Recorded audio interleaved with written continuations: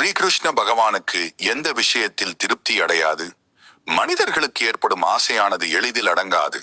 எவ்வளவு கிடைத்தாலும் திருப்தி அடையாமல் மேலும் மேலும் வேண்டும் என்று எண்ணம் தோன்றும். இந்நிலையில் மனிதர்களின் குணங்களைப் போன்றே பகவான் ஸ்ரீகிருஷ்ணருக்கும் ஒரு விஷயத்தில் திருப்தி என்பதே இருக்காதாம். அதை அடுத்து அது எந்த விஷயம் என்று தெரிந்து கொள்ளலாம். உலக வாழ்விற்கும் மட்டுமல்லாது விண்ணுலக வாழ்விற்கும் இறைவனின் அருள் இருந்தால்தான் நமக்கு நல்ல வாழ்வும் இறைவனின் கருணையும் கிடைக்கும்.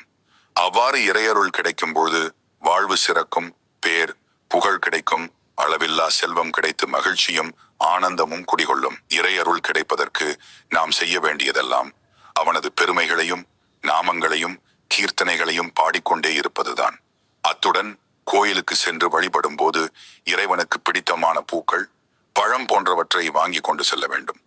அதில் விநாயகர் என்றால் அருக்கம்புல், சிவபெருமான் என்றால் வில்வம், முருகப்பெருமான், பைரவர் ஆகியோருக்கு சிவப்பு வண்ண மலர்கள், விஷ்ணு பகவானுக்கு துளசி, மகாலட்சுமி மற்றும் அம்மன் என்றால் தாமரை பூ போன்றவற்றை வாங்கி சென்றால் போதும், எளிதில் இறையருள் கிடைக்கும். இந்நிலையில் கிருஷ்ண பரமாத்மாவை திருப்திப்படுத்தவும் அவரது பேரருளை பெறுவதற்கும் ஒரு துளசி இலை மட்டுமே போதுமானதாகும். நமக்கு கிருஷ்ண பரமாத்மா அருள்மழை பொழிந்து விடுவார். ஆனால் கிருஷ்ண பரமாத்மாவுக்கு தனது பக்தர்களுக்கு அருள் வழங்குவதில் ஒரே ஒரு விஷயத்தில் மட்டும் திருப்தியே அடையாது என்று பாகவதம் கூறுகின்றது. அது என்னவென்றால், பக்தர்கள் என்ன கொடுத்தாலும் நிறைவு பெறுகின்ற ஸ்ரீகிருஷ்ணருக்கு பக்தனுக்கு திருப்பி கொடுக்கின்ற போது மட்டும் நிறைவே இருக்காது. இன்னும் கொடுப்போம் இன்னும் கொடுப்போம் என்று கொடுத்து கொண்டே இருப்பாராம்.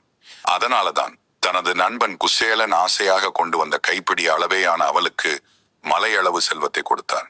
அது மட்டுமா, அதற்கு மேலும் கொடுக்க விரும்பி அவர் மேலும் அவள் சாப்பிட விரும்பினார். ஆனால் ருக்மணி தான் தடுத்து விட்டார்.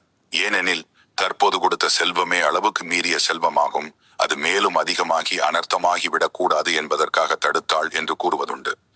யார் ஒருவர் உள்ளன்புடன் கிருஷ்ண பரமாத்மாவை சரணடைகின்றார்களோ அவர்களுக்கு அருள் செய்வதில் நிறைவடையவே மாட்டார்.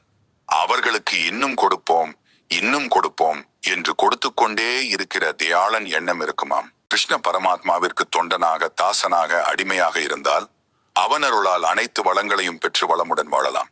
துளசி மணிமாலை அணிந்து அவனை வணங்கினால் எளிதில் கிருஷ்ண பகவானின் அருளை பெற்று குசேலனை போன்று செல்வ செழிப்பில் திகழலாம். இது போன்ற ஆன்மீக தகவல்கள் தினமும் தெரிஞ்சுக்க நம்ம சேனலை சப்ஸ்கிரைப் பண்ணுங்க.